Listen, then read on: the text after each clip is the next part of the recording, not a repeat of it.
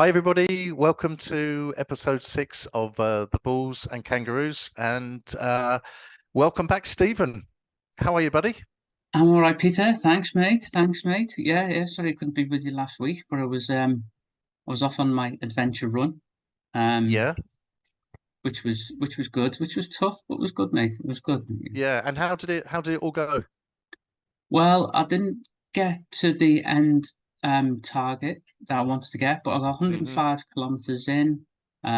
Took me 29 hours, just continuous moving forward. I had a little Hmm. sleep Yeah. for 90 minutes. And yeah, it was an adventure, mate. It really was. Brilliant, brilliant. And I know you did some posts on that as well. Maybe we'll put a little link in the description below as well, and where people can actually take a bit of time to look at it. It's actually a really nice, really good watch, and yeah, and watch out for the snake. We don't want to talk about him too much, but watch out for that snake. That was an interesting encounter, mate. Yeah, and yeah, I learnt a few lessons there about just leaving things well alone, shall we say? Yeah, exactly. Yeah, and enough said about that because they're not my favorite animal. So anyway, to move on with things there, what have you been up to this week as regards to trading? Okay, so I was trading, as you know, I trade one of the advanced patterns, the cipher Hmm. pattern, and as I was going through and I was in a trading situation using that Hmm. cipher Hmm. pattern.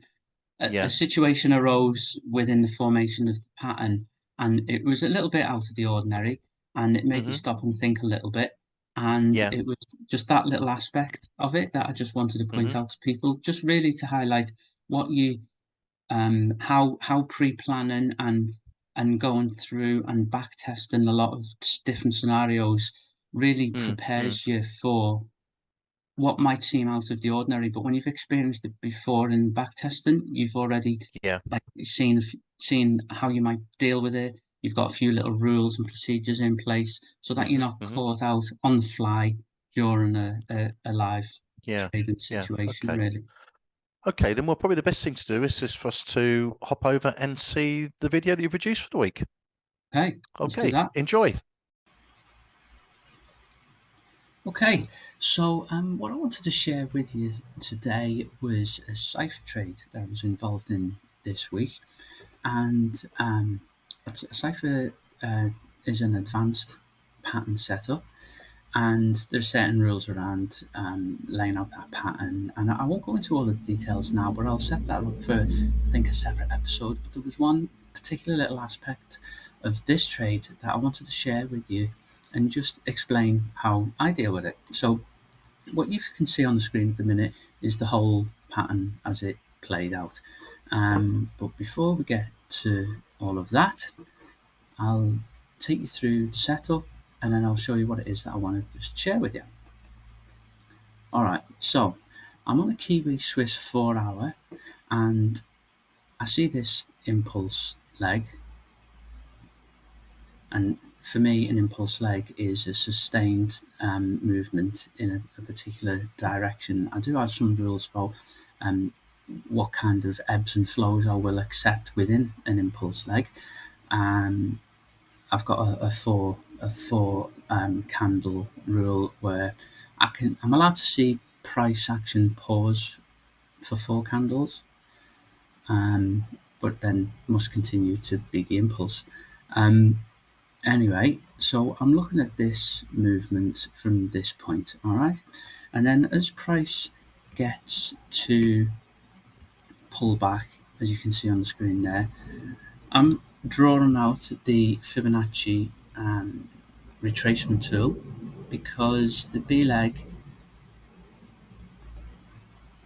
take a step back, the impulse leg is known as the X to the A leg, X to A leg, okay? And then it becomes defined as an X to A leg once we have a confirmed A to B leg. And the A to B leg in this case has to touch, in the cipher, has to touch the 382, but can't close beyond the 618. Okay? So I look at this movement and I think, oh great, I've got the A to B leg. Now I'm thinking about the B to C leg, which is the next part of the cipher pattern. But what happens, and sometimes this is what happens, you have to sometimes adjust slightly that B leg, as long as it's still valid within the pattern. So what I saw was this movement. Prices consolidating, seen a little bit of rejection here, but what I'm thinking to myself is, okay, I'm marking on the Fibonacci extension tool, which is an extension of the X to A leg, because for the next part of the cipher pattern, I want to see price at least touch the 127 extension, but not close beyond the 141. Okay, so I'm diligently checking in at my 4-hour candle closes, and then I see this happen. Still waiting to get there, still around about the same B level. Oh, but then that candle appears. What does that mean? Okay, this candle, there's my 618 level, and I've already just explained that price can't close beyond the 618 as part of the valid A to B leg. Okay,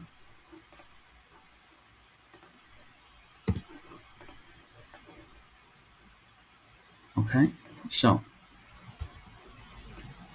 but this, if you look closely, this candle isn't closing below the 618.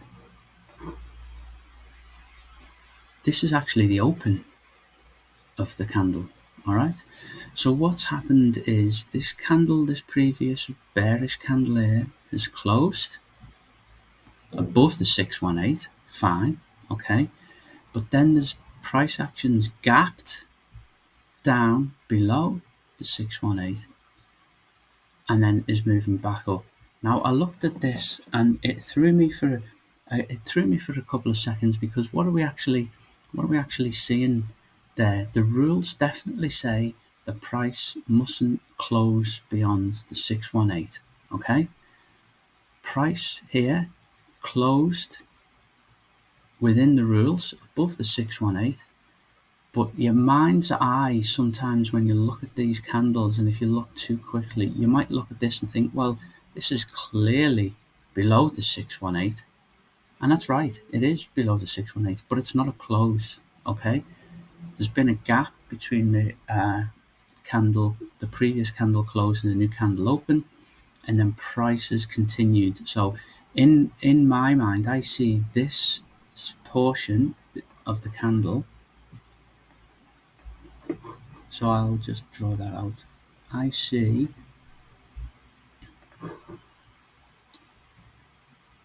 this part of the candle, should we say this bottom part. It doesn't let me draw. I'll make it a bit bigger.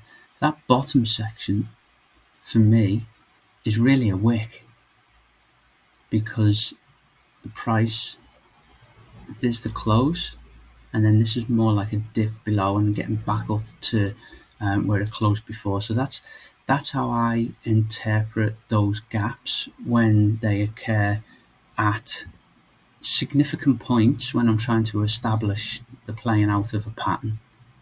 Okay, you don't get it, or I don't see it very often, particularly on the crucial candles that you're looking for pattern formation, but it does happen. I've seen it a couple of times and wondered how to play with it, and that's how I've decided I'm going to deal with those situations when they arise. Okay, so I'll just take you through to show you how the rest of this cipher played out. I can adjust, my rules say that I can adjust now, because I've got that effectively lower wick down here, but I'm still looking for the B to C leg to play out in accordance with the rules of the cipher. Okay, just get rid of that. All right, so I'm still looking for price action to come up to this level. Just mark that on there. If it does, well, then I can mark on my B to C leg.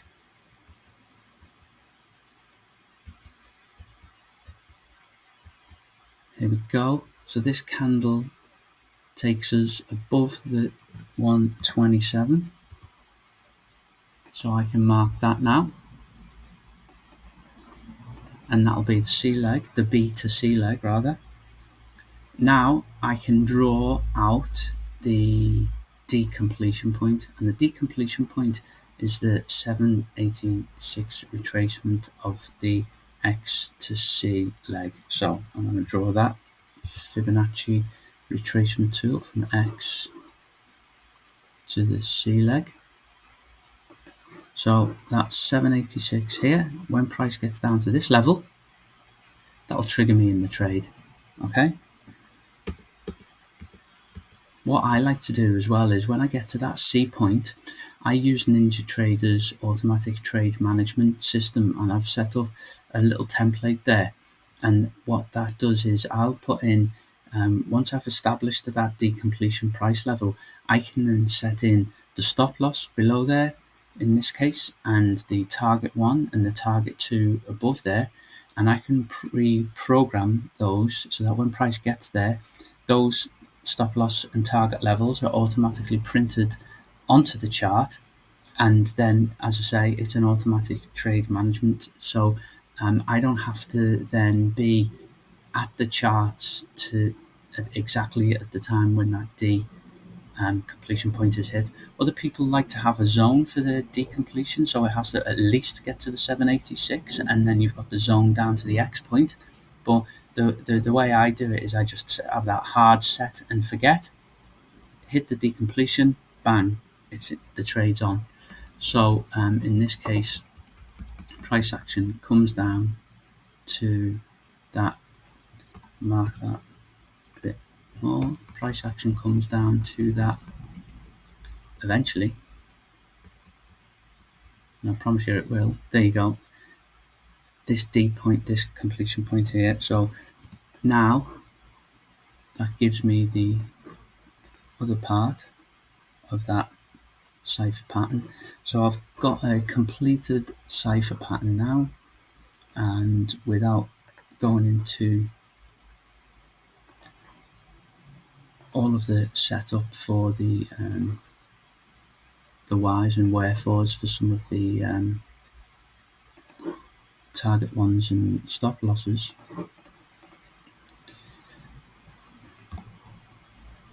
I can show you that I've got stop loss, which is an inversion of the A to X leg, a 113 inversion of the A to X leg. So my stop loss becomes down here, and before this trade is actually triggered, I already know what this is because I've established that 786 price level.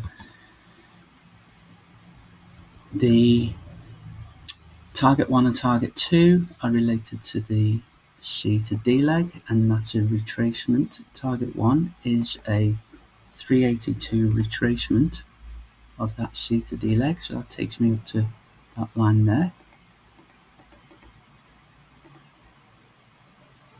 Make that green. Bit slow. And target 2 is set at the 618 of that C to D leg retracement. Okay. And what happened in this one is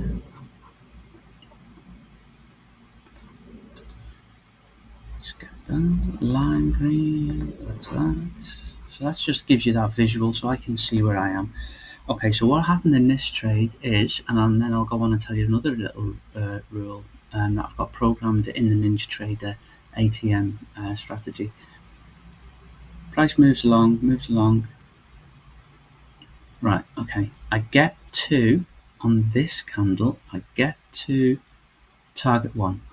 Okay, so target one is hit there. Another rule that I've got in another rule associated with the cipher pattern and managing targets is that when target one is hit, the stop loss moves instead from the 113 to this break even value at 0. Okay, so then what that means then is I'm effectively in a free trade after I've taken target one off the table. So there's a no lose scenario now. All that'll happen is if I get stopped out after target one, it'll be target two will be a zero pip trade. And then indeed what happened is I just moved onto the next candle, which was quite a wide range candle, and it stopped me out because break even was at that entry price level as I've just described. So I hit target one and target two for break even. But really, I wanted to show you about how I managed around this B point because there was a bit of thought process that had to go on. And luckily, I'd encountered this kind of thing before, so I knew what to do. I had a rule in place. I wasn't making up a decision on the fly. And later in another video, I'll spend some time explaining how the cipher patterns are set up, and I'll take you through how to manage that, and and even show you how to do the automatic trade management strategy on NinjaTrader. Okay, Stephen, that was really interesting. I mean, gone into a great amount of detail, which I know everyone will really appreciate. I just had one question I wanted to ask you is obviously that was a winning trade, and it looks like that both of your targets were actually hit, which is obviously awesome. How did you go about managing those targets? So the way, because I'm not at the trade at the charts all the time, and Hmm. I just check in on the 4 hour candle close, Hmm. it's hard to manually during the day manually adjust that stop loss position. So, Yeah. imagine if you were constantly watching the chart to see whether your target one was hit, then Hmm. you'd be able to move your stop loss up to that break even point. So I had to figure Hmm. out a way of that happening automatically. Now, Okay. the charting package that I use, NinjaTrader 8, has an automatic trade management aspect to it that Hmm. you can utilize. And it took me a long time through testing and just trial and error in a demo Hmm. and on the demo account, just to understand the parameters that I have to put in and how I tell NinjaTrader 8 what I want it to do for me in certain Hmm. situations. So now I've got Right. it set up so that as soon as that price point at T1 is hit, it moves my stop loss from that 113 inversion position that I've got, and it moves it up to the entry price. And it does that automatically for me so that it puts me in that no lose trading situation where I can hopefully get up to the target too. Right, yeah, and obviously that's not going to be the same for every package. So I think that's probably Correct.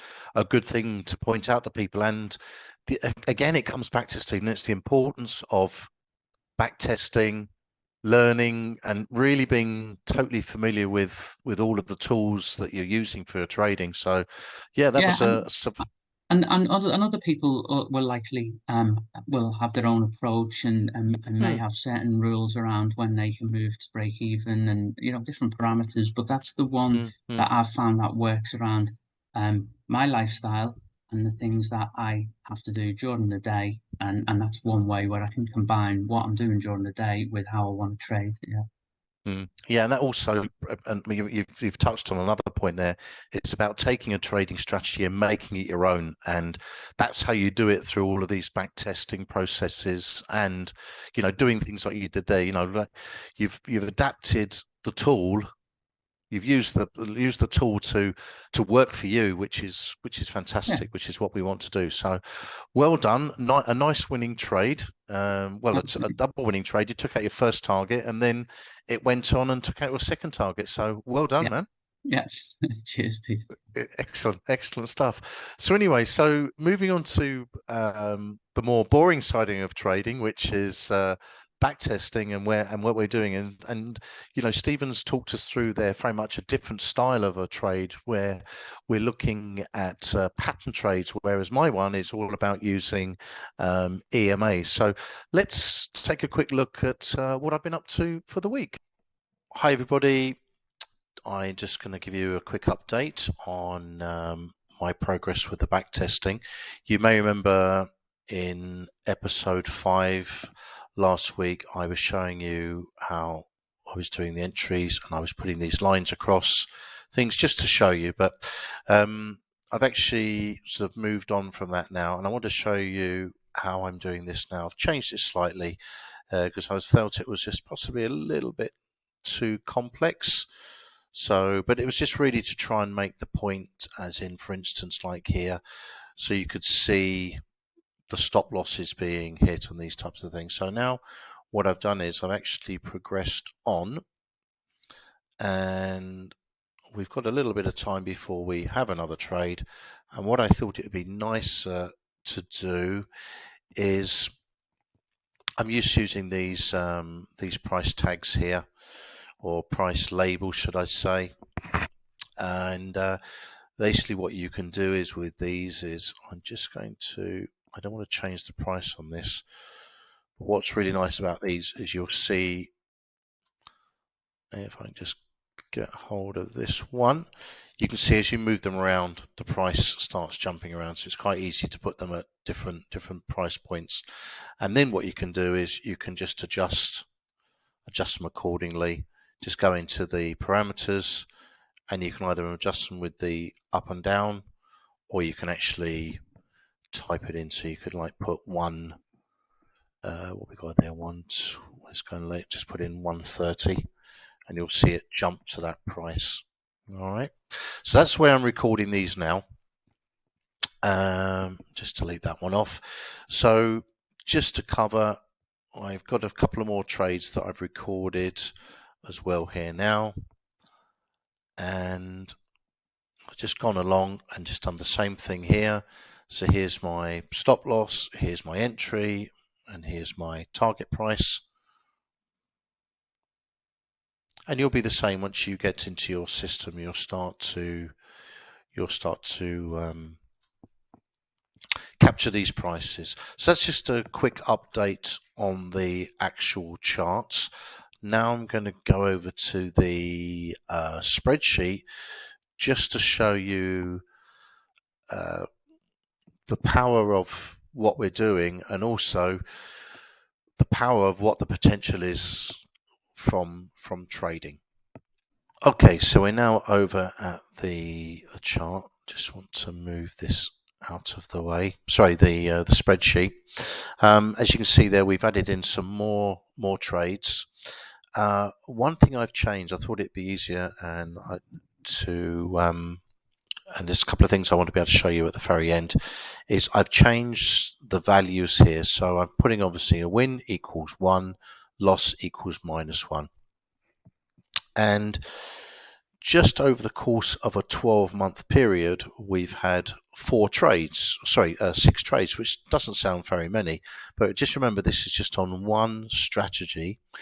And already you can see that we have, if we just do a tot up on this, we have a positive there of 2%. Now, that doesn't sound very much, but when you consider what you're getting in a bank or anything like that, just on one strategy, it's actually quite a pretty good return. So again, this underlines the power of trading. So what you'll see now is I'm going to be gradually filling this up. And what I've done also as well is now I've actually extended out my spreadsheet, and you can see I've got it listed down now just the way I copied it down, it came out as 119 trades. How that's all going to play out, who knows? But that's what I'll be doing in continues doing in the back testing, and what you'll see is I'll just gradually populate this, and I'll update you over the coming weeks on how that's all progressing. And then once we finish this particular strategy, we'll then move on to another one. Okay, back to Stephen. Okay, Stephen, what do you think of that? Any questions for me? Yeah, no, it was good, mate. It was good, and it follows on from what you've been doing. So that's good, getting that continuity. Hmm. Just one thing, where you changed to those data tags from where you'd previously been drawing the Yeah. line levels. I just thought it was important to point out that in that last episode that you did, the back testing episode, Hmm. you went into a lot of detail, didn't you, explaining how those price levels were and the stop losses. Yeah. So Yeah. it, it's a good point for the viewers just to go back and, I suppose, just, yeah, a little revision Yeah, episode. no, it's really important, and as you say, it's really important that you get the price points in the right place. Where, the right where your stop loss is going to be, where your take target points are. I moved away from the just having those the lines to the tags because I was able to actually do it a lot quicker. Because I was Right. able to then take because I think I explained in the video, when you actually hover with the mouse and the cursor over the candle, you can see the price, and then very quickly with the price, you can actually tag it. In that tag, you can type the price in, and it automatically goes to that price. Mm. So as regards to the back testing process, it just helps to speed the whole thing up. Streamline it a little bit, mate. Yeah, streamline it and allows me just to get more done with my time. Yeah. Um, okay. And on the when you were talking on the spreadsheet part of the Hmm. video, and you were talking about the strategy and the pair that you were trading, what's the approach going to be there? Do you think you're going to add more pairs to that Yeah, strategy? what I'll do is I'll complete that back testing process, and then I'll pick another pair and just follow the exact same process until I'll build up a portfolio. But what I would aim to do is, rather than just leave that pair idle, once I've completed the back testing process and I can see whether it's viable or not, would actually be to start trading that pair. That would be the ultimate goal to do. Okay, all right. So that would be like in a forward testing or a live trading No, what I would do is I environment. just to because of a little bit about what like a little bit for what you've done as well is I'd want to do a little bit of demo trading going forward just to make sure I'm getting everything correctly, because obviously you're going from seeing things historically Mm. to taking that step forward into the unknown, and so you need just to sort of build that confidence in the strategy so you see yourself sticking to the rules. So yes, Yeah. ultimately it would primarily, sorry, to begin with, demo trade it in a live scenario, if that makes sense. And that's important because the psychology moving from back testing, as you say, historically, and then moving into that, not trading with real money, but demo trading, but in a real time situation, Yeah, the whole mental game changes as you move through yeah, each one of those steps. So as you go from the back yeah, testing to the demo trading and then into the live trading, there's there's mental aspects that you need to yeah, understand, yeah, experience, and learn from, and yeah, expect. And yeah, yeah, yeah, yeah. no, it's And good. in some cases actually overcome those mental barriers as well. Yeah, well, that's it. And yeah, exactly. And then you build up little rules. It becomes a bit more Mm, mm, familiar. You know how yeah, to deal with some situations, and you just yeah, yeah. build, and build, don't you? Yeah.